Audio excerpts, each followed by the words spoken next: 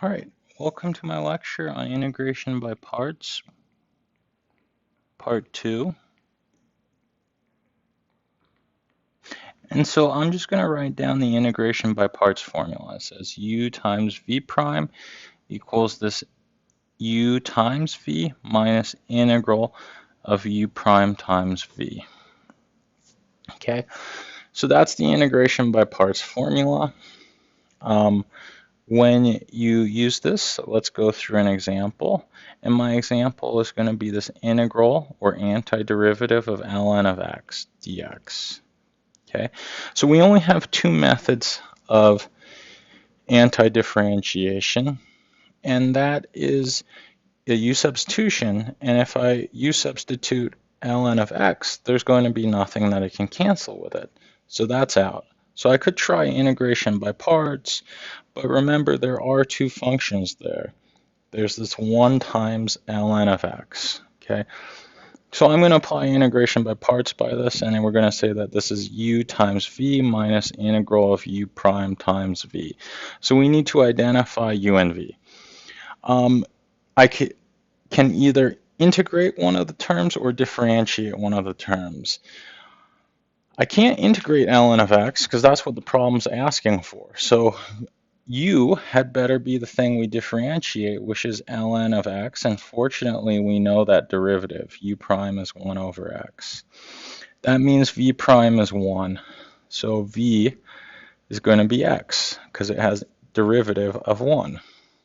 So this is going to be u times v, so ln of x times x minus integral of u prime, which is 1 over x, times v, which is x, dx.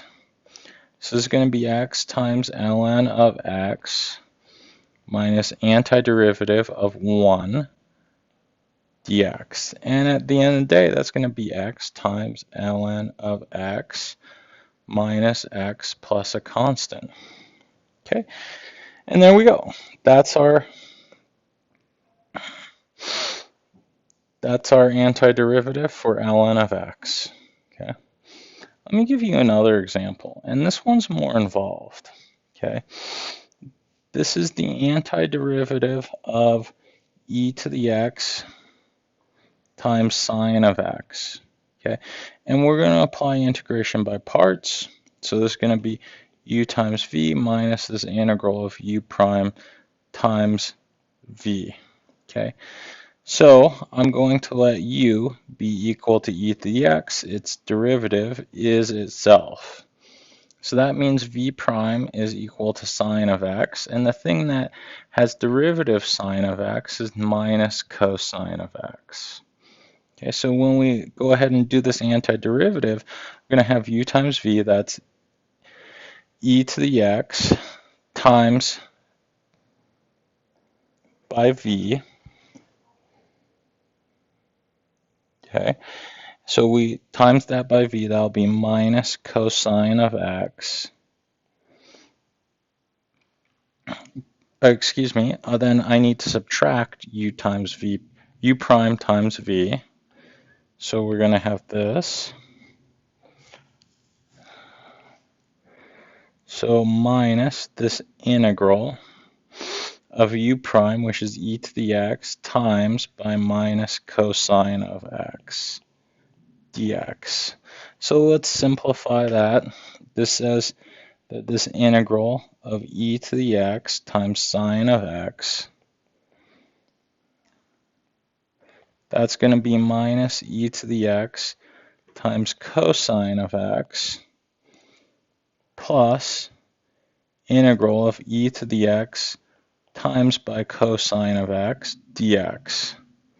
Okay, and then we need to figure out what this is equal to. What I'm going to do on the side is I'm going to take this piece right here, integral of e to the x cosine of x, and I'm going to integrate by parts. So let's do that. And we're going to have this integral of e to the x times cosine of x, and that's going to be equal to u times v minus integral of u prime times v. In this integration by parts, I'm going to let u equal to e to the x. U prime is itself. And v prime is going to be equal to cosine of x. So the thing that differentiates to cosine of x is going to be sine of x. And at the end of the day, this will be u times v, so e to the x times sine of x minus integral of u times v is going to be e to the x times, so u prime v is e to the x times by sine of x dx. Great. Well, let me just plug all of that information down. So I'm going to get minus e to the x times cosine of x plus e to the x times sine of x minus this integral of e to the x times sine of x dx. Well, I like this equation, and you might say, well, I didn't figure out what this antiderivative of e to the x times sine of x is. I'm going to do a trick. I'm going to let w be e to the x times sine of x. Then this equation says w, this thing, is going to be equal to minus e to the x times by cosine of x plus e to the x times by sine of x minus, well, this thing again, that's called w, minus w. So I'm going to do nothing more than solve for w. And I think when I do that, I'm going to move the w to the other side and get 2w is going to be equal to e to the x, interchanging the placement here, sine of x minus e to the x times cosine of x, since I can add in any order. And then w, that's just going to be this. That's going to be e to the x over 2 times by sine of x minus e to the x divided by 2, so I divided each side of the equation by 2, times by cosine of x, and I solve for w.